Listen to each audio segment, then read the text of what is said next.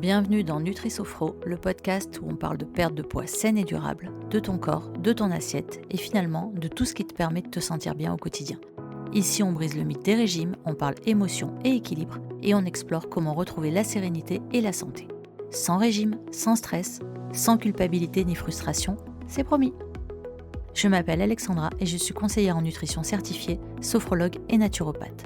Si tu es intéressé par tous ces sujets et que tu veux apaiser ta relation avec ton corps et la nourriture, tu es au bon endroit.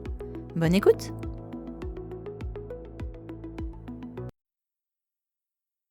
Salut et bienvenue à toi dans cet épisode 4 de Nutri-Sophro. Je suis très heureuse de te retrouver aujourd'hui. Je vais répondre à une question qui m'est souvent posée en début d'accompagnement ou qu'on m'envoie souvent par DM et qui est « Comment est-ce que tu fais, toi, pour bien manger ?» Moi, je trouve ça trop compliqué, j'y arrive pas, je sais pas cuisiner, et puis je m'y retrouve plus dans tout ce qu'on me raconte, etc. Si toi aussi tu t'es posé ces questions, ou si tu as l'impression que bien manger est hors de ta portée, reste avec moi. Dans cet épisode, je vais te partager mes réflexions, mes astuces, et surtout te montrer que ce n'est pas aussi difficile que ça en a l'air. Et pour finir l'épisode en beauté, je te résumerai tout ça et je te donnerai des astuces simples et pratiques pour équilibrer tes repas de tous les jours sans te prendre la tête. Alors c'est parti. Déjà, il faut que tu saches que je ne suis pas et que je n'ai jamais été une grande cuisinière. J'adore bien manger, mais pas passer des heures en cuisine. S'il faut avoir 25 ingrédients, suivre des recettes compliquées, salir la moitié de ma vaisselle et toute ma cuisine, ce n'est vraiment pas pour moi. Qu'on fasse ça pour certaines grandes occasions à la rigueur, mais clairement pas pour la cuisine de tous les jours, ni pour nourrir toute ma tribu. Je me souviens qu'avant, je pensais que pour manger sainement, il fallait toujours tout faire maison, tout prévoir à l'avance, et que les plats tout prêts ou les surgelés étaient à bannir. J'avais cette idée en tête que bien manger, c'était beaucoup de temps et beaucoup d'efforts. Alors, on ne va pas se mentir, évidemment que si tu t'organises un peu, c'est plus facile, mais ça, heureusement, ça s'apprend, et c'est plutôt facile quand ça devient une habitude. En réalité, je me suis vite rendu compte qu'on peut bien manger sans que ça ne devienne une corvée. Aujourd'hui encore, je ne passe pas des heures en cuisine, mais si tu fais le compte, comme on mange en général 2 repas cuisinés par jour, 7 jours par semaine, si je devais y passer des heures, j'aurais pas de vie en dehors de ma cuisine. Et moi, je trouve que consacrer plus de 15 à 30 minutes à préparer un repas, c'est déjà énorme à caler dans mes journées. Et je ne compte même pas le petit déjeuner, parce que c'est rarement un repas pour lequel on cuisine, mais sinon ça fait donc cuisiner 3 fois par jour. Mais franchement, si toi t'aimes cuisiner, vas-y à fond, fais-toi plaisir, profites-en.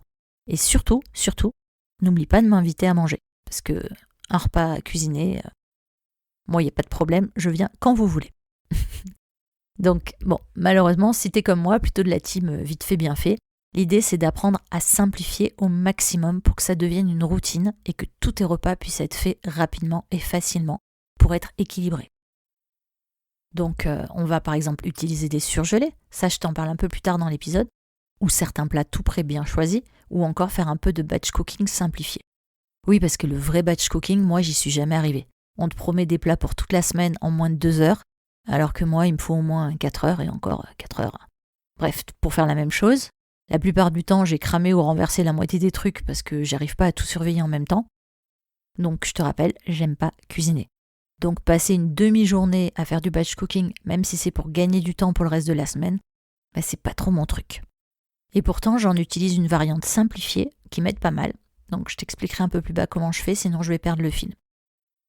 Il y a un autre sujet qui revient souvent dans les demandes de mes clientes, c'est « j'aimerais manger équilibré, mais je ne sais pas comment faire, ça me semble trop compliqué et j'entends tout et son contraire ». Et franchement, c'est vrai, je comprends totalement. On est bombardé d'informations contradictoires.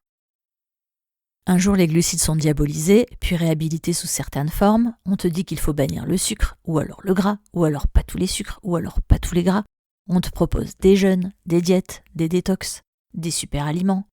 On te dit qu'il y a des choses qui sont bonnes, d'autres qui sont mauvaises, que certains additifs sont carrément cancérigènes. Bref, avec tous ces messages qui sont amplifiés par les médias, les tendances à la mode sur les réseaux et les influenceurs qui te prennent des diètes plus ou moins extrêmes, c'est normal que ça devienne déstabilisant. Tu ne sais plus à qui faire confiance ni par où commencer. Déjà, la base, c'est justement de revenir à la base. En réalité, l'équilibre alimentaire, c'est assez simple et ça n'a pas changé. Plutôt que de suivre les dernières tendances, on va plutôt revenir aux fondamentaux. mange varié. Choisis des aliments bruts, si possible de saison, sauf pour les surgelés qui sont l'exception à la règle, puisque tu peux en profiter toute l'année. Si tu peux te le payer, tu peux manger du bio, ça limitera en partie les pesticides et les OGM, bien que malheureusement, même en bio maintenant, il commence à y avoir quelques scandales, mais bon, on n'est pas là pour faire l'apologie de tout ce qui existe, parce que sinon tu t'en sors plus. Mais tu vois, ça fait déjà beaucoup de choses et beaucoup de consignes. Je pourrais te proposer un épisode entier dédié aux choix alimentaires, si tu veux, n'hésite pas à me faire un message sur les réseaux pour me dire si ça t'intéresse. Mais pour faire simple, mange ce que tu aimes en essayant d'être au plus proche de l'aliment naturel. Voilà, comme ça au moins, c'est facile. Mais si tu rajoutes à ça la pression sur les réseaux sociaux avec les recettes hyper sophistiquées, les assiettes parfaites, tout ça, ça te fait croire que tu dois passer des heures en cuisine pour bien manger. Et c'est normal que tu ne te sentes pas à la hauteur. Rajoute à ça des journées bien remplies, le boulot, les enfants, les imprévus.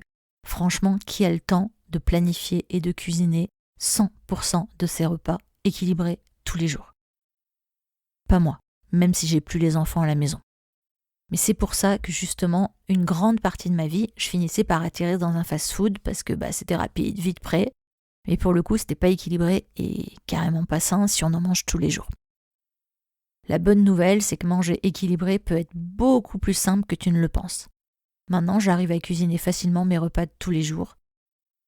Bon, en vrai, le fait d'habiter à 35 minutes en voiture du fast-food le plus proche, ça m'a aussi aidé, mais je vais pas juste te dire de déménager, je vais quand même te proposer des idées ou des solutions plus actionnables. On va commencer par les surgelés. Contrairement aux idées reçues, les produits surgelés sont sains et bons pour la santé si tu fais les bons choix, c'est-à-dire si là aussi tu te rapproches des produits les plus bruts et peu transformés possibles. En général, les légumes et les fruits sont aussi nutritifs que les frais, parce qu'ils sont préparés rapidement après la récolte, ce qui te permet de conserver les vitamines et les minéraux. En tout cas, ils sont la plupart du temps bien meilleurs que les vieux légumes tout flétris qui traînent dans les rayons du supermarché. Ça permet aussi de trouver des courgettes hors saison, et pas une courgette bourrée de pesticides importés jusqu'au supermarché en plein hiver. Car oui, si tu ne le sais pas, les fruits et légumes ont une saisonnalité. Moi avant, je croyais bêtement que si c'était en rayon, c'est parce que c'était la saison. Mais non. Maintenant, on est quand même pas mal informé là-dessus, mais un petit rappel ne fait pas de mal. Effectivement, tous les fruits et légumes ne poussent pas 12 mois de l'année. Donc les courgettes, les poivrons, les choses comme ça, c'est pas normal de les trouver au mois de décembre ou au mois de janvier. C'est pas des produits de saison. Mais bref, les surgelés, pour ça, c'est ultra pratique. La plupart du temps, t'as pas besoin de laver, c'est évident, mais la plupart du temps, t'as pas besoin de couper ou d'éplucher tes légumes.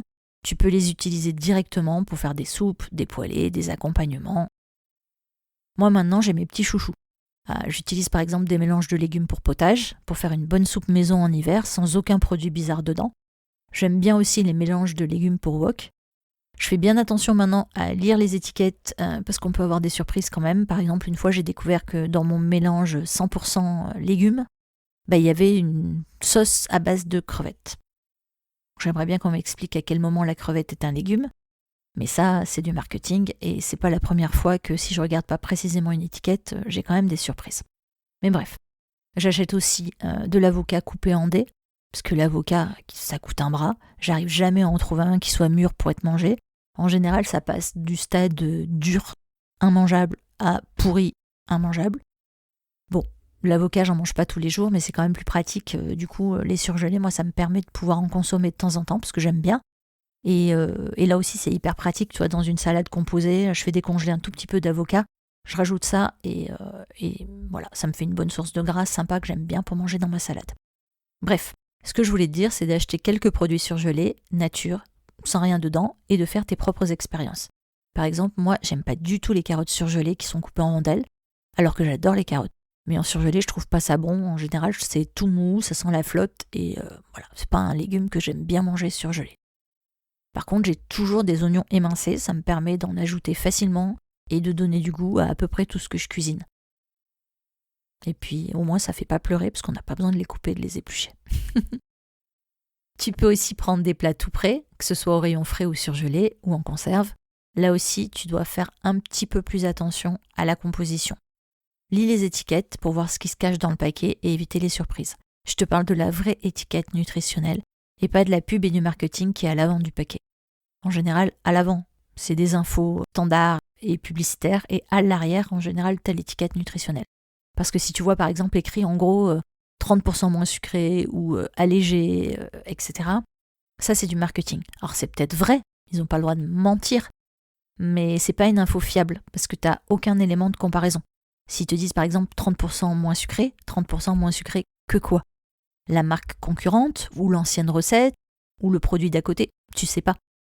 Donc il faut regarder l'étiquette qui est derrière, qui te donne les valeurs nutritionnelles au 100 grammes, parce que ça c'est une information qui est standardisée. Donc tu peux donc comparer si tu as 2 paquets. Là je suis partie sur les étiquettes nutritionnelles, je suis en train de digresser, mais je voulais pas te faire un cours complet là-dessus. Mais en gros, sur les étiquettes, tu peux comparer 2 produits et voir s'il y a vraiment des choses qui ne vont pas. Par exemple, tu vois, si tu compares 2 compotes, on va faire simple. Bon, ça, c'est déjà des aliments un peu transformés, mais pas énormément transformés. Mais tu vas voir que d'une compote à l'autre, tu peux avoir un pourcentage de sucre qui est complètement différent, et surtout de sucre ajouté. Et ça, pour voir le sucre ajouté, il faut regarder dans la liste des ingrédients s'il y a écrit sucre, et pas juste regarder la quantité de glucides qui est sur le paquet. Pour les étiquettes nutritionnelles, si ça t'intéresse, je pourrais te faire un épisode complet et t'expliquer, mais c'était pas le sujet de l'épisode du jour. Donc aujourd'hui, si tu veux cuisiner rapidement et quotidiennement, essaie de trouver les produits qui sont le plus proches de ce que tu aurais pu acheter frais et cuisiner toi-même. Par exemple, quand je fais une soupe, moi je rajoute pas du sucre dedans à la maison. Et pourtant, dans la plupart des soupes industrielles, tu vas trouver du sucre. Tu trouveras aussi du sucre ajouté dans les conserves.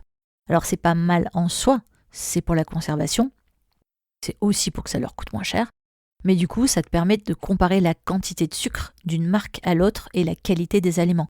Parce que trouver du sucre dans une compote, c'est relativement logique, parce que la pomme, il y a du sucre dedans. Par contre, trouver du sucre dans ta purée, par exemple, c'est pas forcément l'idéal. Moi j'aime bien le sucre, mais je préfère choisir quand j'en mange, et pas découvrir qu'ils en ont planqué dans la purée de céleri pour rendre ça mangeable. D'ailleurs, il y a vraiment des gens qui mangent de la purée de céleri. Bon, si vous êtes de la team céleri, vous pouvez m'envoyer en message des recettes et des idées, parce que vraiment, j'ai jamais trouvé comment cuisiner et manger ce légume. Je sais pas, ça passe pas.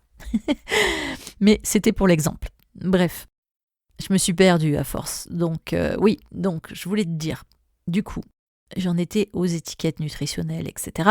Et je voulais te dire aussi qu'on pouvait tester le batch cooking. Mais comme je te le disais, moi, le batch cooking tel quel, c'est un peu trop ambitieux, du coup j'en ai fait une version simplifiée. Donc je te donne une idée de à quoi ça ressemble chez moi. Par exemple, moi je prépare une grosse soupe qui va me tenir plusieurs jours en hiver. Je mets ça dans des bocaux à confiture, ça me donne une dose individuelle. Je peux la réchauffer au micro-ondes avant de passer à table pour faire une entrée rapide, que ce soit pour moi ou pour mon chéri. Et si j'ai faim, au moment de cuisiner, je peux me faire une petite dose de soupe. Comme ça m'évite de torpiller le paquet de chips pendant que je cuisine. Parce que souvent, monsieur mange des chips le soir. Et lui, il n'a pas de problème, parce qu'avec les kilomètres qu'il fait en course à pied, forcément, il élimine beaucoup plus facilement que moi. Donc il peut m'arriver, tu vois, pendant que je cuisine, de me faire un petit bol de soupe. Ça m'occupe, ça me plaît, ça me fait mon entrée. Et puis ça me permet de ne pas manger autre chose en même temps. Puis j'aime bien ça maintenant. Quand j'étais gamine, je détestais la soupe. Mais maintenant, j'aime bien. Je fais aussi cuire plusieurs tartes ou quiches en même temps, parce que ça va dans le four, à peu près à la même température, à peu près pour la même durée de cuisson. Ça m'évite le risque d'oubli et de débordement de casserole, etc. Donc tout ce que je peux cuire en même temps dans le four, ça je le fais facilement, en version batch cooking. Et puis quand je fais cuire aussi du riz, des pâtes, du quinoa, j'en fais pour plusieurs portions, plusieurs plats. Et je les utilise le reste du temps dans la semaine. Et le plus pénible, ça, je le fais aussi maintenant depuis quelques temps parce que je trouve ça vraiment plus pratique. C'est que quand je rentre des courses, je me réserve un créneau pendant lequel je prépare tous les légumes que j'ai achetés frais pour les utiliser dans les recettes dans les premiers jours. Parce que sinon, ils finissent tout ramollo au fond de mon frigo. Donc, pour éviter de gâcher les légumes frais, je les prépare dès que je rentre des courses. Je lave aussi et je range la salade. Comme ça, elle est prête à l'emploi dans la semaine et j'ai pas besoin d'y revenir.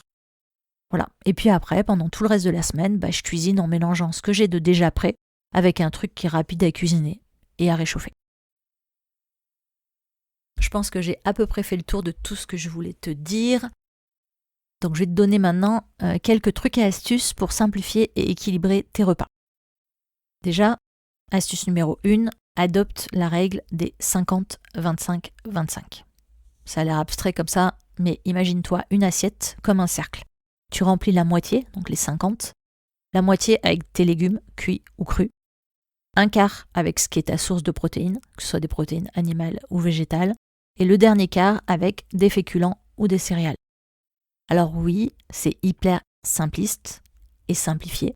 C'est pas scientifiquement juste, mais si tu tends vers cette répartition au quotidien sur le maximum de repas, tu vas facilement manger beaucoup plus équilibré et sans trop te prendre la tête. Tu vois, par exemple, à midi, mon chéri m'a cuisiné à manger parce que j'étais en visio avec une cliente. Et comme lui aussi, il était pressé, il a préparé des coquillettes avec des nuggets végétaux. C'est bien, mais c'est pas terrible si tu manges ça tous les jours. Mais comme il a intégré le fait qu'on doit manger des légumes à tous les repas, sinon je râle, et il avait aussi sorti la salade. Alors c'est pas parfait, mais c'est déjà très bien. J'ai ajouté 2 clémentines parce que c'est la saison et que finalement ça m'a fait un repas très très acceptable et puis sympa. Et puis comme je te l'ai dit tout à l'heure, tout repas que je n'ai pas cuisiné, je le prends avec plaisir et je ne râle pas parce que c'est tellement sympa de pouvoir mettre les pieds sous la table.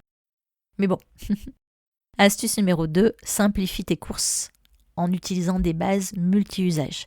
Fais-toi une liste de quelques ingrédients que tu peux utiliser dans plusieurs plats. Par exemple, les légumes surgelés, déjà prêts à l'emploi, on l'a vu, tu peux les utiliser en accompagnement ou en soupe ou en poêlée. Si tu utilises des légumineuses en conserve ou en bocaux, les pois chiches, les lentilles, etc., ça tu peux le mettre dans plusieurs de tes repas de la semaine, on n'en mange pas assez. Les légumineuses, c'est très très bon pour la santé. Alors moi j'en mange beaucoup parce que maintenant on a une alimentation végétalienne. Je te reparlerai aussi si ça t'intéresse. Mais de toute façon, les légumineuses, c'est bon pour tout le monde et statistiquement, la population n'en mange pas assez. Donc tu peux en manger, même à tous les repas, il n'y a pas de problème. Évidemment, tu passes pas de 0 légumineuse à des pois chiches et des lentilles à tous les repas, sinon tes intestins vont un peu crier. Mais franchement, ça se fait très bien l'accoutumance en augmentant les doses petit à petit. Et donc, tu peux évidemment les cuire toi-même. Mais comme il faut penser à les faire tremper à l'avance, moi j'ai abandonné et j'utilise les conserves parce que je n'y pense jamais à les faire tremper à l'avance. Et puis après, du riz, des pâtes, du blé si t'aimes ça, du couscous si t'aimes ça. Tout ça, c'est des éléments que tu peux utiliser dans plusieurs repas. Tu vois, par exemple, si tu fais du riz en accompagnement avec des légumes et du tofu, si tu manges du tofu, de la viande, si tu manges de la viande, peu importe, tu peux réutiliser le riz une autre fois dans la semaine pour faire par exemple un curry avec des patates douces et du riz, ou pour faire un riz frit, pour faire des choses comme ça. Et avec tous ces éléments, tu vas pouvoir préparer des repas équilibrés sans prendre trop de temps à réfléchir. Et en parlant de réfléchir, mon astuce numéro 3, c'est réfléchis à l'avance et anticipe. Si tu prends un peu de temps pour réfléchir et organiser tes repas, ça va faire toute la différence. Je te donne quelques idées. Prépare-toi une liste de recettes ou de plats que tu aimes, ça te permettra de piocher dedans au moment de cuisiner, en étant sûr que tu sais le faire, de combien de temps tu as vraiment besoin et si tu vas aimer. Parce qu'on a toutes déjà testé des recettes qui indiquent 35 minutes, mais qui oublient de te dire que tu as 40 minutes de préparation pour pouvoir les faire. Tu vois, en ce moment, j'ai redécouvert les lasagnes aux légumes, alors c'est vraiment pas un plat vite fait, mais je commence à être bien rodée, et le plat nous fait entre 3 et 4 repas, donc je le refais tous les 15 jours ou toutes les 3 semaines en changeant les légumes. Mais bon, là, je sens que j'ai un peu abusé, j'en ai vraiment trop fait. Du coup, j'ai l'impression d'avoir mangé des lasagnes tous les jours du mois de janvier. Donc je vais un peu laisser cette recette de côté, parce que j'avais pas trop préparé de liste et j'ai fait un peu au feeling ces derniers temps. Mais bon. Après, ce qui est important, c'est d'anticiper aussi tes besoins en fonction de la semaine. Par exemple, si tu sais que tu auras beaucoup moins de temps certains jours parce que tu rentres tard du boulot, ou parce que tu dois aller au sport, ou parce que tu accompagnes les gamins quelque part, etc., prévois pour ces soirs-là des plats faciles à réchauffer ou des aliments qui sont prêts à l'emploi. Tout ça, ça recoupe un peu les autres astuces qu'on a vues plus haut, mais pense à stocker des aliments de base. Les légumes surgelés, les féculents, les conserves, ça peut toujours te sauver la mise pour improviser un repas.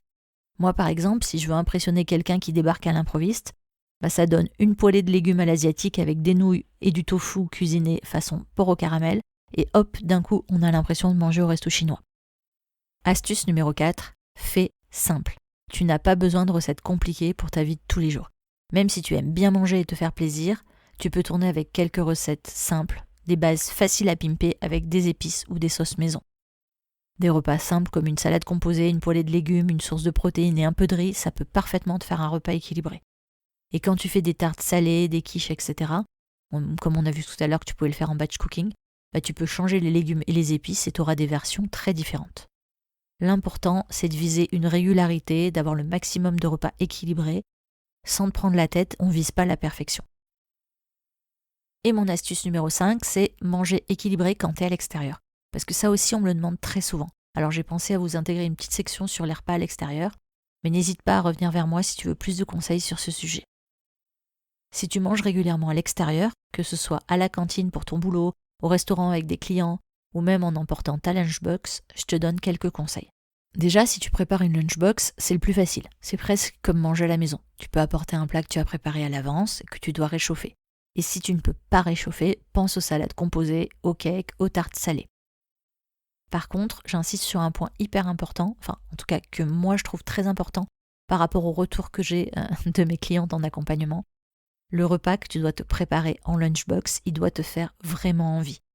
Sinon, tu vas te rabattre soit sur le fast-food avec les copines ou commander un Uber Eats et se faire livrer au bureau, ou alors tu vas manger par dépit ce que tu as dans ta box et puis en fin de repas, tu vas te rajouter un dessert ou des cochonneries qui sont dans les distributeurs, les machines à café, etc. Et c'est pas le but. Donc prépare-toi un repas sain mais qui te fait plaisir, avec un dessert qui te fait plaisir si tu as besoin d'un goût sucré pour le dessert.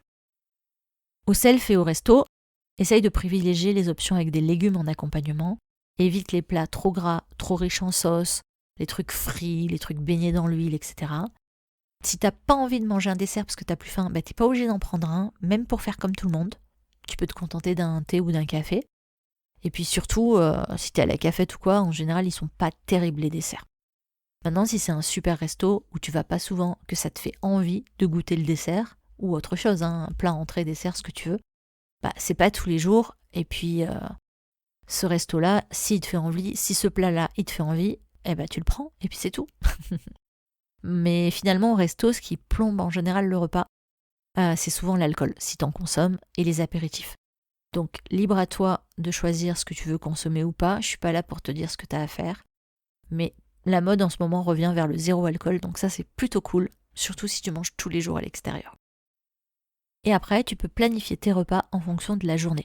Si tu sais que par exemple que tu as un déjeuner au restaurant, tu peux équilibrer les autres repas de la journée en adaptant les quantités du repas, mais surtout en adaptant la qualité du repas. Parce que je suis pas là pour te dire de compenser ou de te priver, mais si par exemple tu sais que tu vas manger un repas bien gras le midi ou trop sucré parce que tu as mangé un anniversaire avec des gâteaux, des machins, un truc comme ça, pour le repas du soir, tu prévois un repas qui soit pour le coup en mettant le curseur un peu plus vers des aliments sains, c'est-à-dire pas de friture, toutes ces choses-là, pour limiter en fait la quantité sur une journée. Maintenant, si c'est une seule journée, c'est pas grave, c'est la vie, on est des êtres humains, on est face à des tentations, etc. Donc il est normal de goûter ce qui se présente et de faire en fonction de ce que tu as face à toi. Mais l'idée, c'est plutôt de te dire, tu vois, par exemple, j'ai mangé au resto, j'ai vraiment très bien mangé, il y avait entrée, plat, dessert, on a pris un petit apéro, on a fait un anniversaire, on a mangé du gâteau, etc. Il est fort probable que le soir, tu n'aies pas très faim, clairement, tu vois. C'est à ce moment-là que tu peux, par exemple, manger une soupe avec une protéine, l'équivalent d'une portion de protéines, et de pas te rajouter un dessert sucré ce soir-là, par exemple. Ou si tu as mangé des plats très très gras, ne pas faire des frites ce soir-là. En tout cas, reste flexible et bienveillant envers toi-même. Manger à l'extérieur, ça doit rester un plaisir. Même si tu dois y manger souvent à cause du boulot, essaye de faire au mieux. Comme je te le disais tout à l'heure, l'important, c'est de viser la régularité sur le long terme et de ne pas s'affoler si on a eu des écarts alimentaires ou des choses comme ça. Le corps, il va se réguler tout seul. Alors peut-être que tu es à un moment de ta vie où ton corps ne se régule pas en ce moment, mais ça, tu verras au cours de mes épisodes. Et puis tu peux me poser des questions si tu as des questions vraiment spécifiques qui te concernent, mais tu verras que ton corps va petit à petit se réguler et qu'on peut enchaîner 2-3 jours de malbouffe. Tu vas probablement être un peu ballonné, avoir des problèmes de digestion, c'est pas très glamour, mais des problèmes de constipation. Mais c'est 3-4 jours. Ton corps va s'en remettre. Maintenant, si tu manges mal tous les midis de la semaine parce que tu es au boulot, donc 5 jours par semaine, tu manges mal, que le week-end, tu manges mal aussi parce que tu as des invitations, des potes, des machins, etc. Et que le soir, tu manges mal aussi parce que tu as la flemme de cuisiner, bon bah là, clairement, tu demandes vraiment beaucoup trop d'efforts à ton corps et au bout d'un moment, il peut plus compenser tout ça.